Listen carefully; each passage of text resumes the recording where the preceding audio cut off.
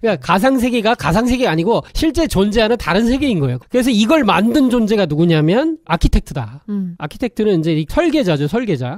그런데 우리가 이제 닭을 기를 때는 돼지 기를 때도 음악을 잘 들려주면은 정신관리가 돼가지고 건강하게 크잖아요. 사육이 됨에도 불구하고 살이 포동포동 찌거든. 그런 거 비슷한 거가 이제 매트릭스다. 근데 아키텍트가 이제 매트릭스 2편에 나오죠. 백인 남성.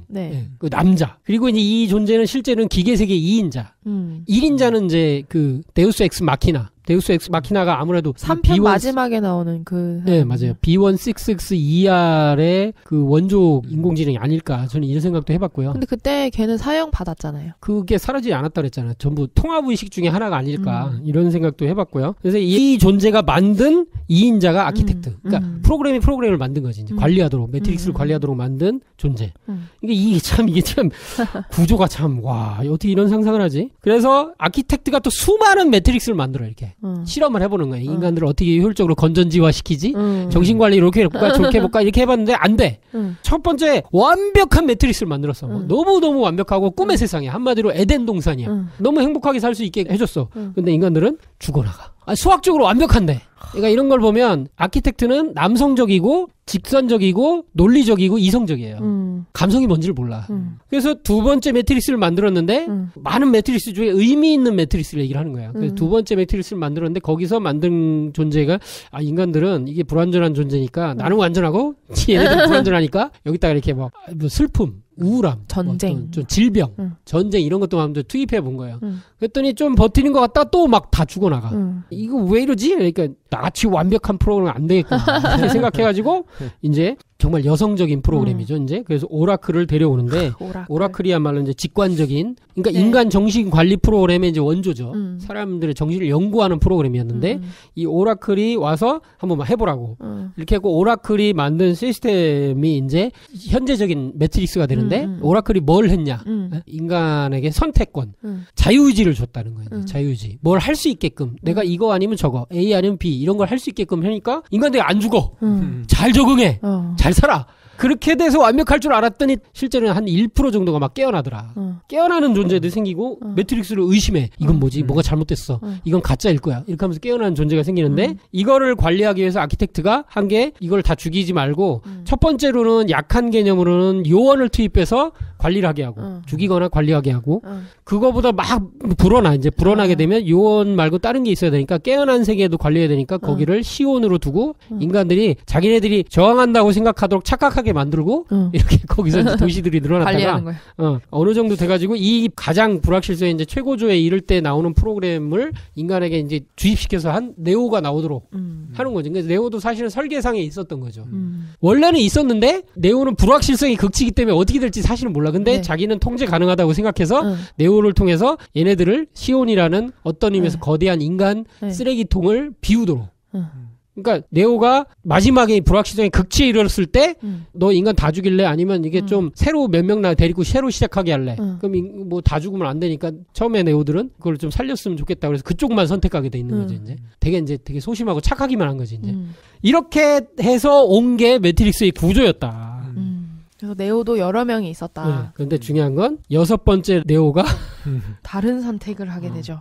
황당한 선택을 하게 되는 거지. 아키텍트 입장에서는 뭐야 쟤 이렇게 되는 이제 그런 선택을 하면서 이제 지금까지의 매트릭스의 역사가 이제 새로운 역사로 진입하게 된다. 이게 6번째 네오라는 것도 되게 재밌고. 육수예요, 육수. 이 천부경의 중심수가 육수인데 성경의 기독교적인 어떤 생각으로는 6번째 날 그런 것도 있겠고 그래서 일주일에 뭐 생긴 배경이라고 하지만 실제로는 이 일주일도 이 환단고기로부터 사실은 비롯되거든요. 그런 얘기는 이제 나중에 드리고요. 지금 6번째라고 하는 거니까 우주일년 중에서 선천 6개월, 이제 6개월이죠. 이제 후천 6개월.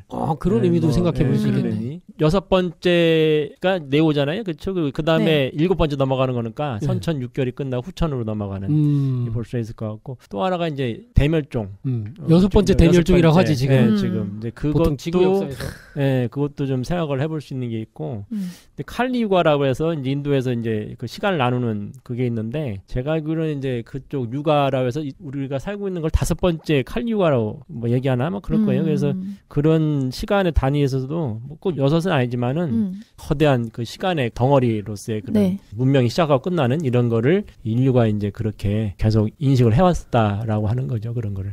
예, 그것도 의미가 있네요. 지금이 그러면은 자축인묘 진사오미 신유술회 중에 무슨 월이죠? 지금은 이제 오해중천이라고. 오해중천? 오해중천이라고 그러는데. 네. 예, 근데 이제 저건 있죠. 그러니까 우리가 꼭 자부터 6개월이 아니라. 네. 이제 실제 인간이 태어나는 건 이제 인기여인. 인기여인. 그래서 이제 인시부터 문명이 태어난 걸 또 치고 뭐 그런 게 좀 적용하는 게 약간 달라요. 하지만 6이라고 하는 걸로 이제 전반 후반이 나눠지니까 선천 후천이 나눠지니까 이제 그렇게 봤을 때는 6이라는 숫자가 이제 그렇게도 볼 수 있고.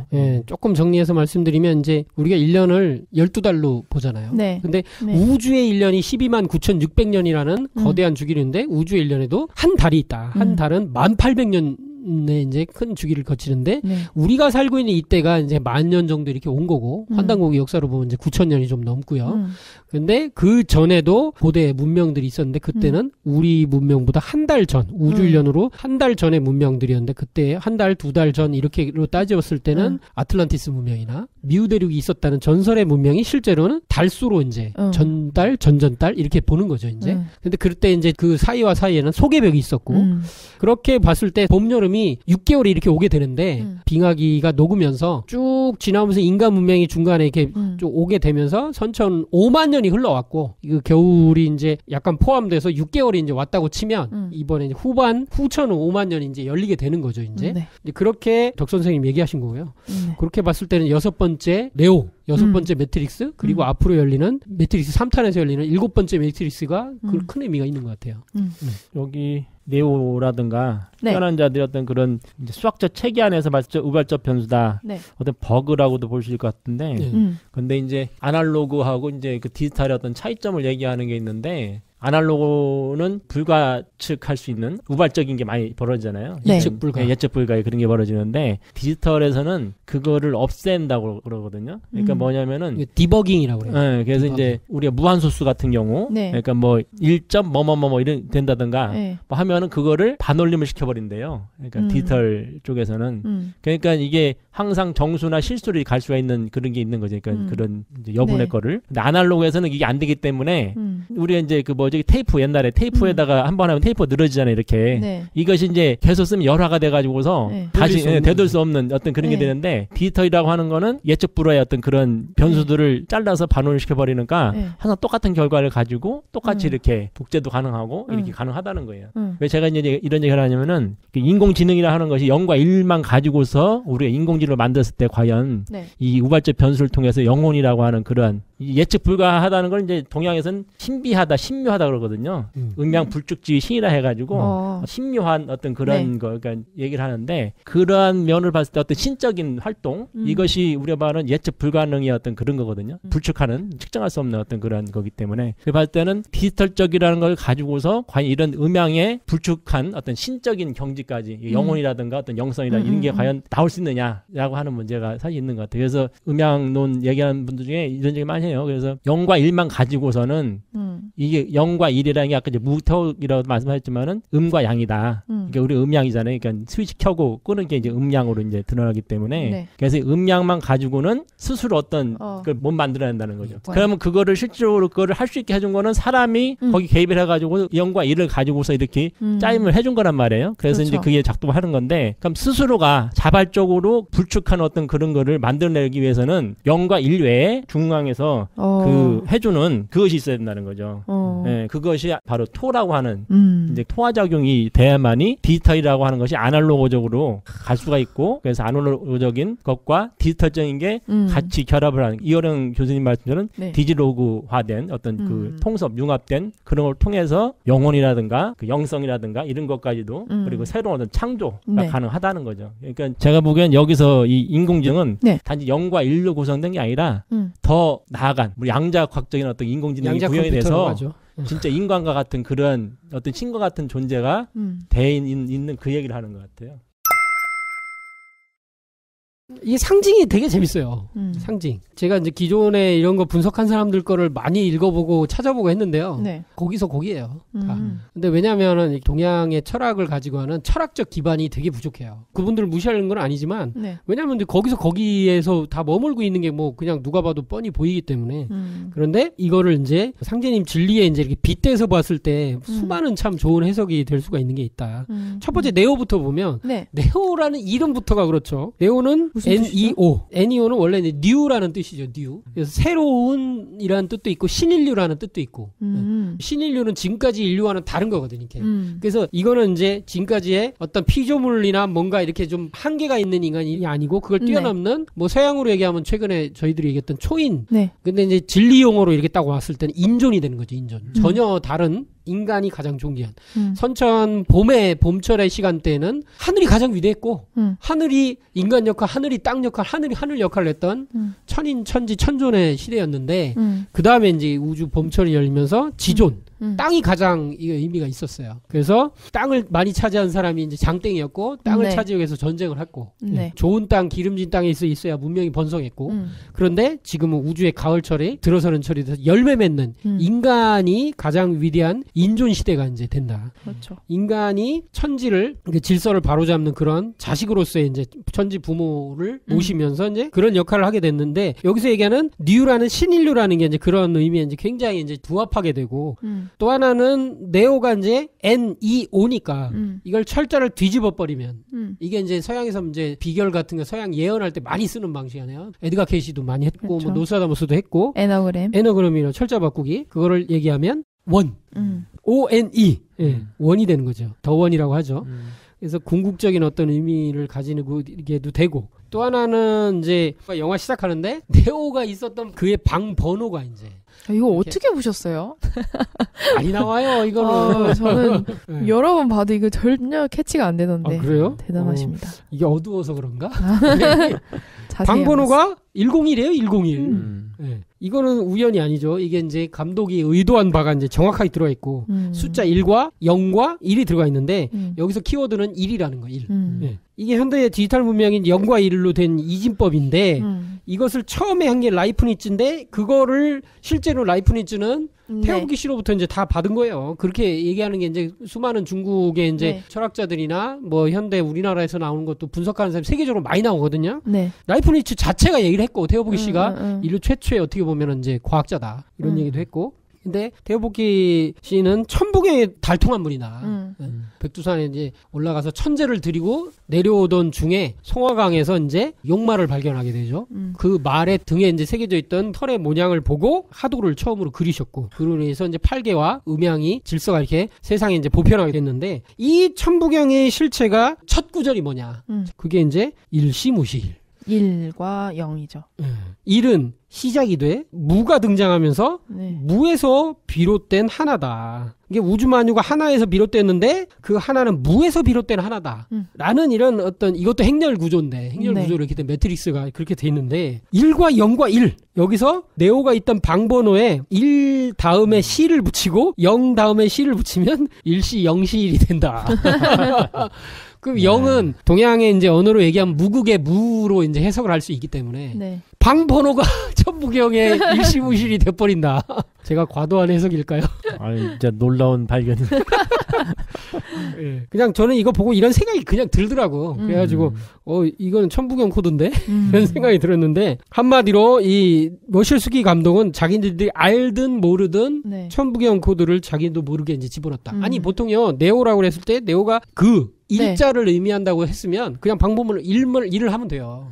111이나. 응, 111이나 이렇게 할 수도 있겠지. 근데 101을 했어. 저는 이게 디지털만 의미하는 게 아니고 이게 전 천부경 코드를 안 가져갈 수가 없다.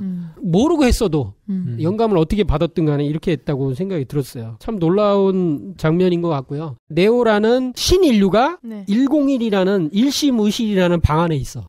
아, 이렇게 생각해보면 또 재밌어져 이게. 방 안에 있는데 그 방이 일시무실이야. 천부경 방 안에 있어. 그리고 이제 그 네오의 원래 이름은 토마스 앤더슨이죠. 네, 토마스 앤더슨. 이것도 이제 의미가 꽤 있더라고요.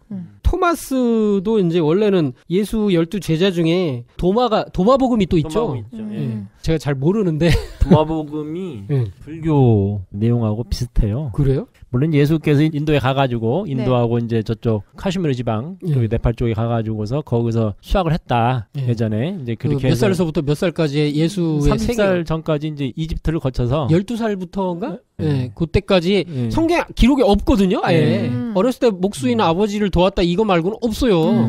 그때 생애에 대해서 빠진 그 미싱 링크라고 할 수 있죠, 이것도. 그래서 이제 그때 이집트를 거쳐서 인도를 가서 인도에서 성인 대접을 받아요. 거기서 깨달았기 때문에. 그리고 이제 네팔 쪽으로 가서 다시 배우고 그리고 와서 우리가 30세가 이제 되는 거죠. 물론 이제 그 광야에서 이제 기도하는 것도 있고 이집트에서 가서 그리스도라는 법면 받는 것도 있고 그런 과정이 있었는데 우리가 이제 동정녀 마리아에서 예수님 혼자만 있는 걸 생각하잖아요. 하나만 낳구나. 네. 그게 아니라는 거예요. 그래서 예수님의 쌍둥이 동생이 도마라는 거예요. 근데 그 정설인가요? 어떻게 사회문서에 잘 몰라가지고. 사회문서에서 그게 이제 얘기가 나왔어요. 사회문서에 그렇게 기록이 돼 있거든요. 쌍둥이 동생이 도마고 예수님이 이제 나중에 부활을 사건이라고 하는 그때 도마한테 인도로 가서 법을 펼쳐라, 교를 펼쳐라 해가지고 실제 그때 이제 인도에 가서 교를 펼치다가 돌아가시고 도마가? 예, 그 최초의 그 인도 쪽에도 기독교 교회를 도마가? 그렇죠. 예, 그래서 이제 도마복음서의 내용이 불교의 내용하고 유사한 게 많다. 법화경 내용하고 뭐 유사한 것 되게 많이 해요. 선생이 도마복음 이제 해설하는 건 잠깐 본 적이 있는데 그 배경은 몰랐네요.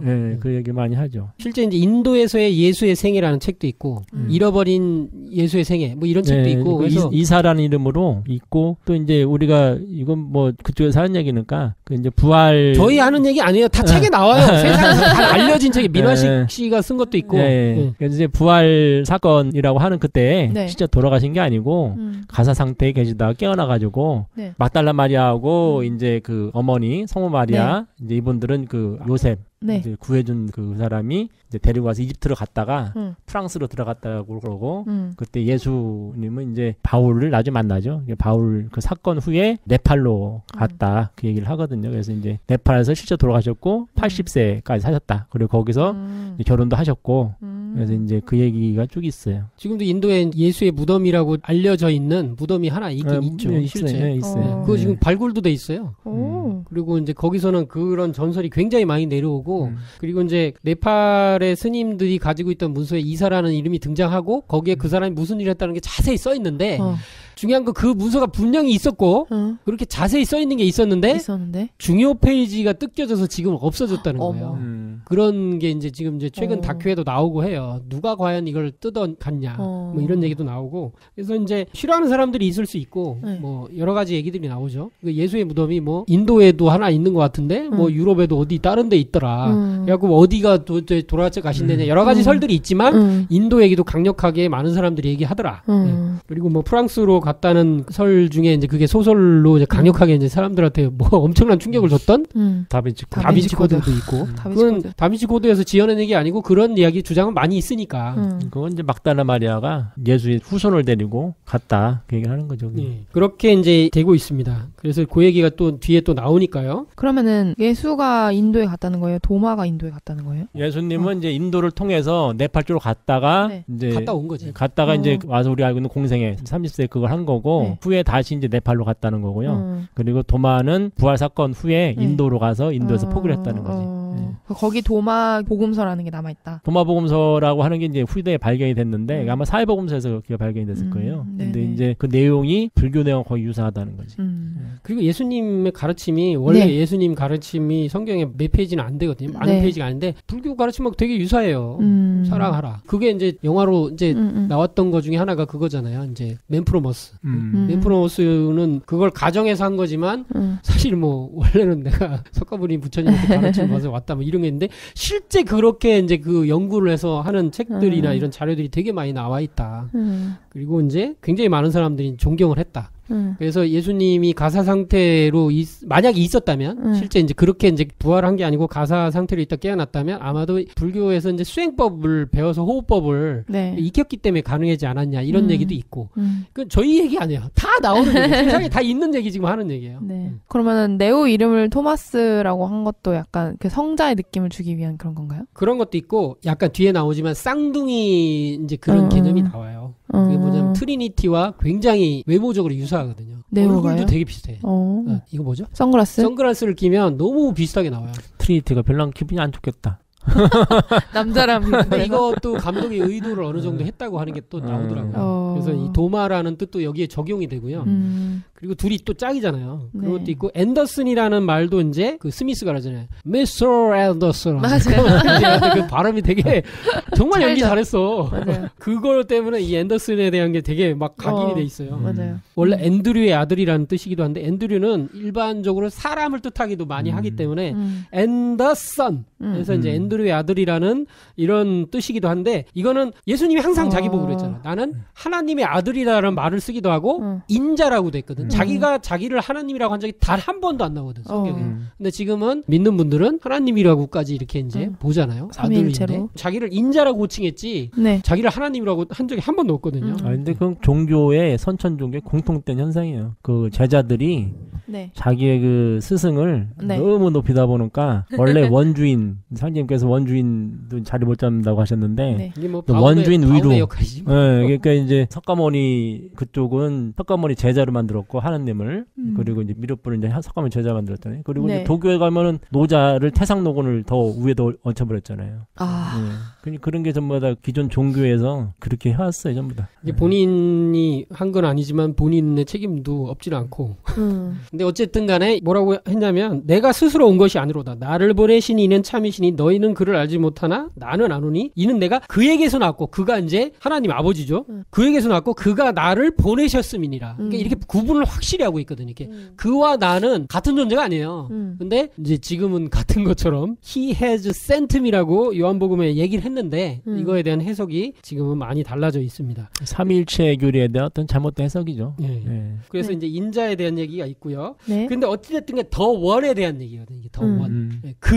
그가 와야 된다. 근데 이거 한번 읽어주실래요? 예수를 믿는 사람은 예수의 재림을 기다리고 불교도는 미륵의 출세를 기다리고 동학신도는 최수온의 갱생을 기다리나니 누구든지 한 사람만 오면 각기 저의 스승이라 하여 따르리라. 예수가 재림한다 하나 곧 나를 두고 한 말이니라. 공자석과 예수는 내가 쓰기 위해 내려보내느니라. 그러니까 더 원. 누구든지 한 사람.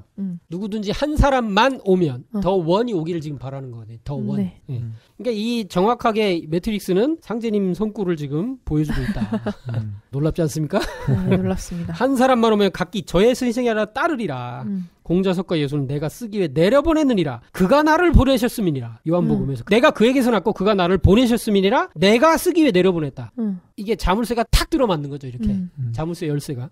한 사람만 있어도 나의 일은 이루어지느니라. 믿는 자가 한 사람만 있어도 나의 일은 되리니 너는 알아서 해라. 이런 말씀도 했고 한 사람만 있어도 내 일은 성사되느니라. 이런 말씀도 이제 하셨죠. 그래서 이런 더 원에 대한 아주 강렬한 매트릭스는 처음부터 끝까지 더 원에 대한 얘기로 이제 일관돼 있거든요. 철학에서도 결국 일자라고 얘기하죠. 일자가 다자가 네. 되는 어떤 그런 거. 또 네. 다자가 일자로 이제 수렴하는 건데 네. 동양에서는 그 일자를 태극이라고 이제 네. 표현을 했었고 네. 여기서도 이제 아까 얘기한 것처럼 영이 무극이고 태극이 이제 이다. 그래서 일자에 대한 얘기가 계속 되고 있고 이제 일자를 통해서 우주가 펼쳐졌다가 다시 이제 일자를 통해서 우주가 수렴되면서 어떤 조화의 세상, 평화의 세상 들어가는 건데 그런 면에서는 이게 서양에서 말하는 일자와 동에서 말하는 일자가 이제 그 일자를 기다리는 인류의 이상이 같았다. 이제 그렇게 좀 생각이 돼요.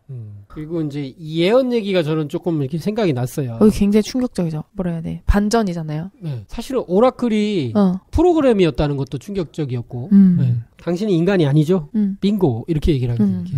더 해보라고 이런 얘기를 하는데 네오가 분석한 게 이제 다 맞거든 이렇게. 그리고 네오가 오라클을 처음 찾아갔을 때 굉장히 존경스러운 눈빛으로 이게 순수한 내가 그일지도 몰라 이렇게 하고 갔는데 오라클이 이렇게 입 벌려보라고 하고 이렇게 막 얼굴 쥐어뜯더니 아니라고 비슷하게 얘기를 하거든요. 아닌 것처럼. 근데 과연 그게 실제 아니라고 생각해서 한 게 아니었다는 거거든요. 이게. 알고 있으면서 스스로 깨닫게 해주려는 그런 의도로 이제 분석이 되거든요. 그러면서 나중에 스스로 깨달아요. 그러니까 뭐냐면 이런 거예요. 매트릭스는 철저하게 예언 코드로 가는 것처럼 하다가 예언을 다 부셔버려. 맞아. 예언이 다 실현되는 것처럼 하다가 다 부셔버리고 마지막에 또 그 예언이 또 실현되긴 해요. 이게 저는 상제님 진리를 만났을 때 느낌하고 비슷해요. 아, 그래요? 그러니까 처음에 이제 개벽책 같은 걸 처음 보면 예언이 이제 굉장히 많이 나와. 그럼 예언이 쭉 나와서 예언대로 됐어. 근데 알고 봤더니 상제는 뭐라고 하셔? 나는 예언자가 아니로다. 나는 예언자들이 얘기한 대로 내가 그 예언을 실현시켜 주는 정도 사람이 아니고 그 세상을 직접 만드는 자다. 그래서 천지공사를 보면서 하늘과 땅을 뜯어고치는 당신님을 이제 그렇게 표현하시거든요. 뜯어고치는 거지 내가 무슨 예언에 얽매이는 거냐. 그런 걸 다 부셔버리시거든요. 이렇게. 그러면서도 예언자들이 얘기했던 걸 또 이제 실현시켜 주시는 게 있어요. 그래서 부시고 실현시켜 주는 두 가지 코드가 있어요. 그래서 굉장히 재밌는데 매트릭스에 그게 나온다는 거예요. 분명히 오라클의 예언이 이게 되는 것처럼 가다가 틀린 걸로 이렇게 사람들을 혼돈에 빠뜨려 또. 그리고 예언된 대로 치면 분명히 네오는 아키텍트를 만나서 사람들을 그냥 구하고 매트릭스를 리셋시키고 끝났어야 돼. 그게 예언이었죠. 그렇죠. 원래는. 그리고 다음 매트릭스 또 다른 감옥이 또 다른 열리는 거였는데 네오는 그걸 부셔버리고 마치 개인적인 욕심을 부리는 것처럼 트리니티를 구하는데 맞아. 트리니티를 구하면서 그때 약간 혼란에 빠져요. 관객들은. 저러고 뭐야? 자기 사랑 찾아간 거야? 그러니까. 진짜 그랬어. 사랑 찾아간 거야? 그런 거야? 근데 원래는 트리니티도 죽는 거거든요. 사실은. 맞아요. 근데 트리니티도 살리고 인류도 구하죠. 심지어 기계 세상도 구해버리죠. 이거 완전히 막 다른 세상을 열어버려서 예언의 틀을 넘어섰다. 그러니까 예언이라고 하는 것이 우리는 예언이라는 게 이제 어떤 그 천리와 이치에 통해 가지고 어떤 그 이제 연소선 상에서 미래를 보는. 그러니까 이제 이건 그러한 세상이 펼쳐진다고 하는 것은 여기서 이제 중요하게 다룬 화두가 이제 인과율이거든요. 사실 원인과 결과가 정해져 있기 때문에 어떤 그러한 미래적인 모습을 드러낼 거다. 그걸 통해서 우리는 그렇기 때문에 예언이 가능한 거죠. 물론 근데 거기서 이제 네오가 사실은 그런 식으로 인과율에 따라서 행동을 했어야 되는데 아까 얘기했던 것들은 어떤 우발적인 변수, 예측 불가능한 어떤 변수로서 이제 그 선택권을 가지고 움직이다 보니까 그 선택에 의해서 기계들의 그 생각했던 예언들, 예측들이 사실은 다 이제 비껴가게 되는 그런 게 이제 벌어진 거죠, 이게. 그리고 그게 과연 무슨 뭐 청소년 사춘기 때 벌어진 반항처럼 한 게 아니고 알고 봤더니 그게 최선의 선택이었어요. 근데 그런 게 저는 이제 상제님 천지공사에 똑같은 것 같아요. 뭐 기기묘묘한 신묘한 방법을 그러니까 정말 예측할 수 없는 방법으로 이렇게 상제님 천지공사를 보시잖아요. 방법이 틀이 없으시잖아. 막 글로도 하셨다가 말씀으로 하셨다가 막 이렇게 손가락 동작으로 하셨다가 그게 그런 일로 이 세상이 이렇게 펼쳐질지 누가 알았어요. 근데 이렇게 이 세상이 이렇게 상제님 보신 대로 이제 펼쳐진단 말이에요. 근데 이런 것들이 도전 3편 227장의 말씀과 이어지지 않나. 나는 예언자가 아니로다. 나의 일은 세상 운수를 미리 말함이 아니오. 오직 천지공사의 도수로 정하여 내가 처음 짓는 일이니라. 이게 이제 기가 막힌 말씀 아니에요? 그죠? 예언자가 아니다. 그러니까 분명히 구분하시고 있거든요. 근데 무슨 뭐 강증산 예언자의 뭐에 따르면 뭐 이런 식으로 지금도 인터넷 글이 증산도를 아예 지읒자도 모르는 사람들이 이제 쓴 글이다. 이제 그거는 이런 말씀을 드릴 수 있고요. 이것은 천지 도수, 그러니까 도수라는 게 이제 아셔야 된다는 거. 이 천지 도수를 직접 짓는다는 거. 짓는다는 거에 대한 어떤 조화주적인 의미를 이제 생각을 깊이 하게 만듭니다. 그리고 옛일을 이음도 아니요 세운에 매여 있는 일도 아니요 오직 내가 처음 짓는 일이니라. 이게 도전 2편 42장에도 이런 말씀하시고 이게 저는 약간 통쾌한 게 이런 말씀이에요. 내가 하는 일은 도통한 사람도 모르게 하느니라. 약간 통쾌해. 이걸 읽으면 저는 이게 이제 신앙 초기 때 이게 되게 통쾌했어요. 내가 하는 일은 도통한 사람도 모르게 하느니라. 그러니까 누가 됐든 선천에서 어떤 깨달음을 얻었든 모르는 거예요. 모르는 거예요. 이거 완전히 알 수는 없는 거예요. 이게 조금 알 수는 있지만 이거 나의 일은 판밖에 있느냐 이런 게 참 시원했어요. 시원하게 이렇게 들리더라고요. 이렇게 저만 그런가? 약간 이제 그런 느낌을 받았고요. 다 같이 모르자 이런 건가요? 근데 이게 하나님이 하시는 일을 큰 대세는 이렇게 아는 거지만 진리 속에서 몰라야 정상이다. 알면은 이게 헛짓을 할 수가 있다. 이런 생각도 좀 들기도 하고. 천기누설도 하고요. 아니, 그 상제님께서도 이제 내가 누군지 알기만 해도 반도통은 그런 얘기죠. 사실 이제 우리는 하나님이다라고 우리가 인식을 하잖아요. 근데 사실 인식하는 거하고 깨닫는 건 다르거든. 우리가 사실은 그렇죠. 상제님이 하나님이라는 걸 그렇게 말해서도 지금 반도통을 했어야 되는데 반도통이 안 됐다는 거는 아직 모르는 거야. 모른다는 거지. 그렇죠. 상제님 하시는 것도 사실 잘 모르고 어렴풋이 그렇게 아는 거지. 그래서 상제님을 알 수 있는 건 상제님 경지에 가야지 아시는 거거든요. 그러니까 상제님께서는 내가 처음으로 중통일을 하셨다. 지금까지 누구도 중통일 못 못했다는 거죠. 그리고 그 이후에도 없고. 그러면 상제님 경지에 간 사람이 아무도 없기 때문에 결국은 상제님을 알 수가 없는 거죠. 단지 어렴풋하게 알 수가 있는 거지. 슈퍼맨이 돼봐야 슈퍼맨이 얼마나 대단한지 알 수 있는 거예요. 요거 이제 네오의 상징적 의미에서 이제 거의 이제 끝 코너로 육수라는 거 이제 아까 얘기했던 거. 여섯 번째 네오라는 게, 야, 이것도 어떻게 여섯 번째 네오로 했을까? 아까 이제 뭐 우주일련으로도 좀 얘기했지만, 실제 이제 동양의 이제 상수철학으로 개벽 실제 상황에 이제 종도사님께서 이제 해설해 놓으신 걸로 보면, 육수는 모든 수의 부모가 이제 1과 2잖아요. 1과 2, 그리고 그들 사이에서 태어난 최초의 자식 3. 그러니까 1 더하기 2는 3이니까. 그러니까 1과 2와 3을 합치면 육수가 6이죠. 되죠. 그러니까 엄마, 아빠, 자식. 그러니까 한 가정이에요. 완전한 한 가정이 육수를 의미하는 거예요. 그러니까 완전한 전체, 그것이 육수다. 전체 시작. 그래서 피타고라스 같은 사람은 6이라는 수가 이제 생식, 출산의 의미가 있다. 그래서 6은 2와 3으로 이게 구성이 된다. 그래서 남자의 수인 3. 이게 이제 양수. 그리고 여자의 수인 2를 더하면 5가 되는데 5는 이제 결혼을 상징하고 결혼. 그리고 2와 3을 곱하면 6이 되는데 이건 생식, 출산을 의미한다. 그러니까 결혼과 출산, 가정을 이루는 거죠.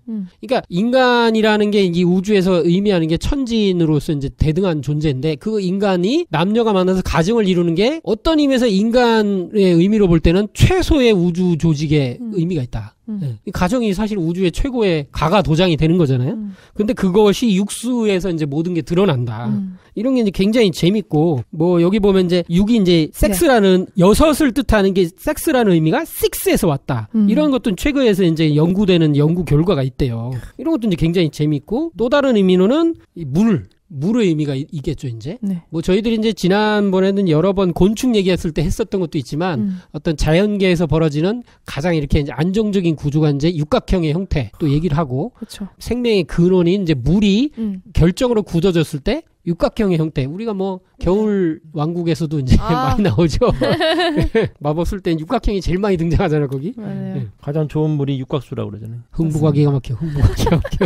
그래서 이제 이 6이라고 하는 게, 그러니까 5와 6의 관계에서, 그러니까 이제 1부터 5까지는 생수라고 그러고, 6부터 이제 10까지를 성수라고 그러고, 그래서 이제 형체가 만들어졌다 해서 그걸 성수라고도 그러거든요. 그러니까 이제 1부터 5까지는 그 생수로서 이제 형체가 만들어진 건 아니고 이제 실제 만들어져서 나온 게 6부터 10까지 우리가 이제 바라보는 그렇기 때문에 이렇게 본다면 1부터 4라고 하는 과정을 통해서 우리 엄마 뱃속에서 길러진다면은 5라고 하는 이때의 이제 어떤 그런 변화, 그러니까 이제 생명을 탄생할 수 없던 그 진통 같은 게 느껴진다면은 6이라고 하는 것이 사람의 모습으로 탄생된 바로 이제 응애하고 태어나는 출산. 네, 출산. 이제 그렇기도 이제 아까 이제 같은 얘기긴 한데 그게 볼 수 있고. 그 아기가 이런 거 있잖아요. 여기 웅크린 게 육수 모양으로 생겨서 태극 그거 있잖아요. 고곡도 그렇게 생겼고 육 모양으로 생겼고. 맞아요. 그리고 이제 6을 또 태음수라고 그래요. 음수 중에 성수를 따질 때 6, 8, 10인데 이제 그때 이제 음수는 작은 게 더 크기 때문에 그래서 태음수라고 그러거든요. 가장 큰 음이다. 그쵸. 6이라는 게 사실은 가장 큰 음이 되고 그래서 이 6이라는 것이 이루는 수, 그러니까 만물의 어떤 그런 이제 완성을 이루는 이제 그 최초의 수가 돼서 이걸 중심으로 해서 이제 후천 가을이 사실 육수를 통해서 이제 이루어지는 게 있는 거죠.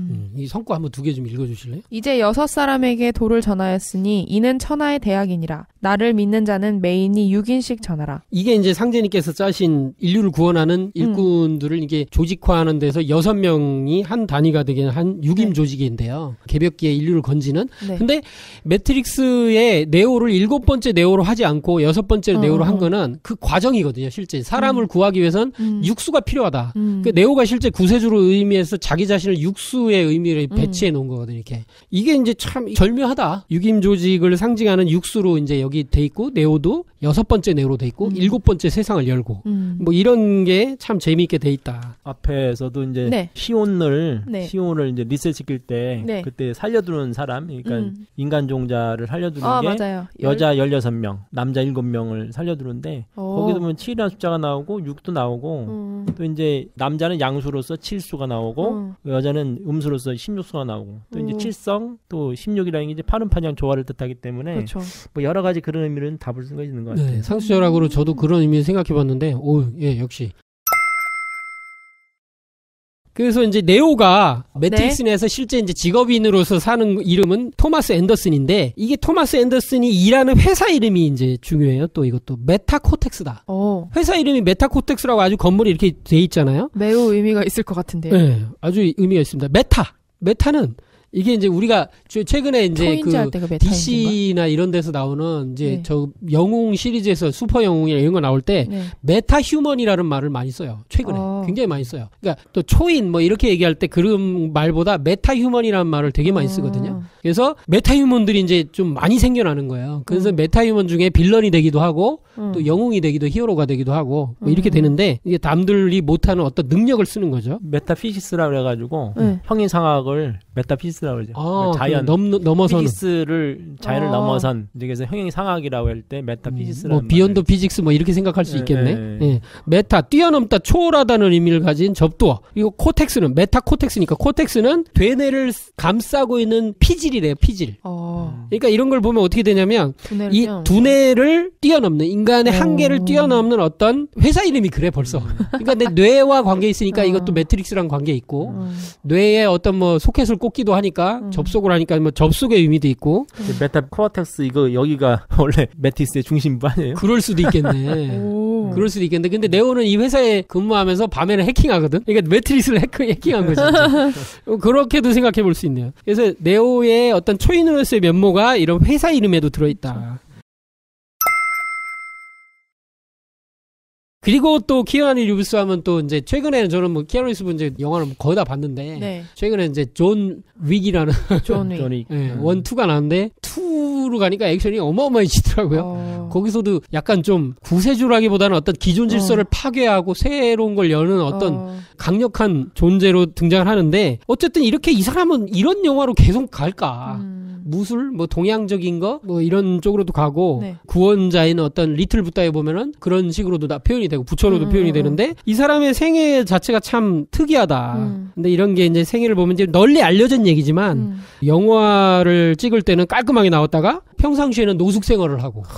도대체 왜 이렇게 기인처럼 사냐. 완전히 길거리에서 진짜 막 이렇게 시커멓게 수염도 덥수룩하게 있다가 뭐 길에 휴지통에 떨어지는 햄버거 이렇게 주워 먹고 길에서 자다가 또 옆에 있는 사람이랑 담배 떨어지는 꽁초 나눠 피기도 하고 돈도 많을 텐데. 예, 근데 거의 대부분 기부를 했대요. 근데 이렇게 되는데 이제 슬픈 사연이 있다고 하는데 이게 뭐 100% 맞다기보다는 이런 얘기를 사람들이 주장하니까 자기의 이제 절친한 동료인 리버 피닉스가 약물 중독으로 사망했고 굉장히 이제 슬퍼하고 있을 때 제니퍼 사님이라는 동반자, 인생의 동반자를 만났는데 살다가 보는데 제니퍼 사님이 이제 임신 8개월 만에 아이가 유산되고 우울증에 이제 극심하게 걸려서 이혼을 해서 이제 헤어졌는데 이별이 되고 한 1년 되고 나서 2001년 4월에 교통사고로 죽어요. 제니퍼 사님. 근데 자살이었을 것이라는 설도 있어요.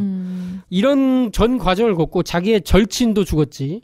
자기의 애인도 사랑하는 사람도 죽었지. 그래서 뭐 엄청난 죄책감에 이제 노숙 생활을 했다고 알려져 있어요. 근데 어떤 사람은 이런 얘기도 해요. 이 사람은 뭐 원래 히피 같은 이런 삶을 좋아하는 거 아니냐. 근데 제가 볼 때는 그건 아닌 것 같아요. 근데 2001년 4월이고 뭐 바로 그 전에가 이제 아기가 유산하고 한 거 보니까 이게 영화 찍던 때인데 이게 매트릭스 찍던 때 이게 그렇죠. 2003년에 개봉했을걸? 그러면 영화 왔다 갔다 하는 때네요. 그 리버 피닉스하고 둘이 찍었던 영화가 익스트림 어드벤처라고 제가 옛날에 재밌게 봤던 영화가 있거든요. 그러고 나서 이제 리버 피닉스가 죽었다는 얘기도 제가 이제 들었었는데 키아누 리브스 나오는 거 보고서 아 많이 컸다. 그게만 생각했었지. 이게 이제 그런 어떤 기구한 아픔을 겪으면서 정신적으로 이게 바뀐 거야. 이게 보면. 익스트림 어드벤처에서는 진짜 까불이 나와요. 둘이서 막 하면서 완전 까불이 나오거든. 인생 모르는 그런 사람들. 기타 치는 자세로 띠리링 하면 다른 시공간으로 이동해 있고. 그래요? 근데 비슷한 코드는 그런 시공간 초능력이 쓰는 거. 뭐 이런 건 비슷해요. 약간 까불이로 나오지만. 계속 초인으로 나오네. 참 이게 관을 스스로 들고 나르는 이런 모습들을 보면 되게 참 슬퍼 보이고 기구해 보이고 잘생겼지만 참 짠해 보이기도 하고요. 그러면서도 이 기구한 삶의 운명이 그를 이렇게 구원자로서의 영화 주인공에 되게 어울리게 해서 영화사들도 아마 이 사람을 그래서 찾은 느낌도 있을 것 같기도 하고 본인도 그렇게 된 것 같고 어떤 종교적이면서도 약간 초월적으로 약간 좀 어떻게 보면 인도적인 삶 같기도 하고 구도자로서의 느낌도 있고 뭐 이렇게 살게 된 게 아닌가. 그래서 네오, 토마스 앤더슨 그리고 이 키아누 리브스의 삶과 어떤 상징 코드를 좀 봤어요. 네. 거의 2시간이 됐네요. 벌써 3분의 1도 안 됐어. 정리를 좀 해볼게요. 네. 상징성은 앞으로 되게 많습니다. 다음에 할 거. 매트릭스. 지금 뭐 원에 주로 해당되는 내용이 좀 많았던 것 같고요. 네. 이 네오의 숫자적인 비밀, 뭐 여러 가지를 살펴봤어요. 애니 매트릭스 내용도 좀 나왔고요. 네, 그렇죠. 어떻게 보십니까? 저는 사실 이제 매트릭스를 제가 30번 가까이 본 것 같아요. 와, 진짜요? 너무 좋아가지고 저는 영화가 좀 재밌으면 계속 그거 보고 또 보고. 근데 이제 저는 그 인과율과 반대되는 그런 목적론 그 부분을 되게 좀 유심하게 봤었고 그리고 이제 아키텍처가 계속 얘기를 하는데 이 부분을 보는데 이해가 안 된 거야 이게. 보긴 보는데 그쵸. 이해가 안 되더라고요. 근데 오늘 이제 이걸 하면서 그랬구나. 그리고 그 얘기 그 생각이 들었고 또 이 숫자는 전혀 생각 안 했어요. 그냥 뭐 트리니티 하니까 이제 맞아. 종교적으로 이제 기독교에 연관시켜 했다. 뭐 그런 건 알고 있었는데 이제 지금처럼 이렇게까지 이제 그런 게 요소에 있는지를 몰랐었고 하여튼 매트릭스는 제가 가장 새로 보는 그런 영화로서 너무 그 이제 의미가 너무 크고 아까 말씀드렸던 것처럼 이제 21세기를 여는 개드벽두에 진짜 21세기를 연 영화다. 이제 저는 그 정도까지 생각을 또 했었고 다른 분들 많이 공감하신다니까. 그래서 그 정도로 생각을 하는데 이 영화를 우리가 다루게 된 게 상당히 의미가 좀 깊은 것 같고요. 또 이제 이 영화를 통해서 진짜 인류가 가야 될 길 이제 그것이 여기에 이제 영화의 노하가 있기 때문에 오늘도 그 얘기를 좀 했지만은 앞으로도 좀 더 그 얘기가 더 되리라고 이제 생각을 합니다. 예. 네, 뭐 저도 엄청 숫자를 셀 수는 없을 것 같고 엄청 많이 본 것 같은데 그렇게 봤는데도 몰랐던 거를 글 쓰려고 보니까 이제 좀 찾아지는 것 같더라고요. 많이 본다고 찾아지는 건 아닌가. 대단한 이걸 찾는 게 대단한 것 같아요. 이미 구애를 한 거죠. 그러니까 그게 대단한 거지. 나비님. 네, 저도 뭐 오늘 한 부분 정도까지 얘기를 하다면 어렸을 때 저는 이 영화를 개봉했을 때 못 보았던 것 같고요, 확실히 살면서 이제 몇 살이었길래?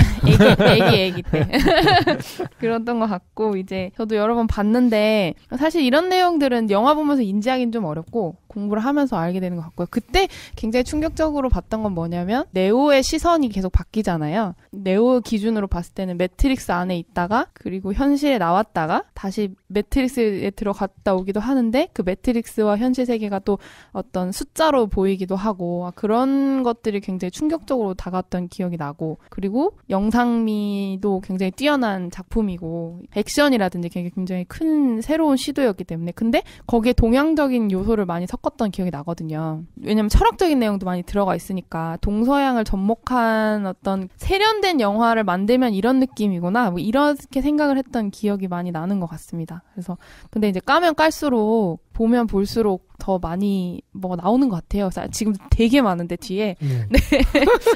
기대를 많이 해주시고요. 여유있게 하죠 뭐. 여유있게 서둘 필요 없어요. 기대를 많이 해주시고 저희 팟캐스트를 들으면서 영화를 다시 한 30번 정도 보시면 매트릭스는 완전히 증산도를 이렇게 진리를 해설하기 위해서 나온 영화예요. 저는 이제 이렇게 봤습니다. 네, 새로 다시 보는 계기가 되시면 재밌을 것 같습니다. 네. 예, 일단 상징성에 지금 네오만 했는데요. 뭐 모피어스서부터 이제 해야 될 얘기들이 많고요. 네. 그리고 상징성 이외에도 아까 지금 얘기하셨던 대로 뭐 인과론과 목적론 또는 인간 인식이라는 게 뭐냐 또는 뭐 불교에서 얘기하는 유식설이나 또는 그 외에 뭐 현대 과학에 관한 거 그리고 또 이제 왜 만물을 숫자로 보이게 된다는 게 이제 어떤 의미가 있냐 그거는 이제 전공이죠 저희 상수철학이라는 그런 얘기들이 있고요. 너무너무 재밌는 얘기인데 저는 이제 미리 얘기를 드리면 이 영화의 결론 다음번 녹음 때 얘기를 드릴 거가 네오가 아닌 샤띠에 있다고 보거든요. 샤띠. 이 샤띠가 이 네오의 최종 결론 부분에 숨은 벌써 얘기해도 되는 그런 건가요? 등장으로 이렇게 보고 있습니다. 그 얘기를 다음에 하겠습니다. 아껴놨다가 네. 오늘 네오만 집중해서 기대를 해주십시오. 네. 놀라운 비밀이 있습니다. 다음에 꼭 들으셔야 될 것 같은데요. 매트릭스. 뭐 이걸 영상화하면은 앞뒤에 이게 띠리리 이렇게 숫자 올라가는 거 이런 거 좀 해보자고요. 좋습니다. 네. 그러면 다음번에 매트릭스 2번째 시간에 찾아뵙겠습니다. 감사합니다. 뿅.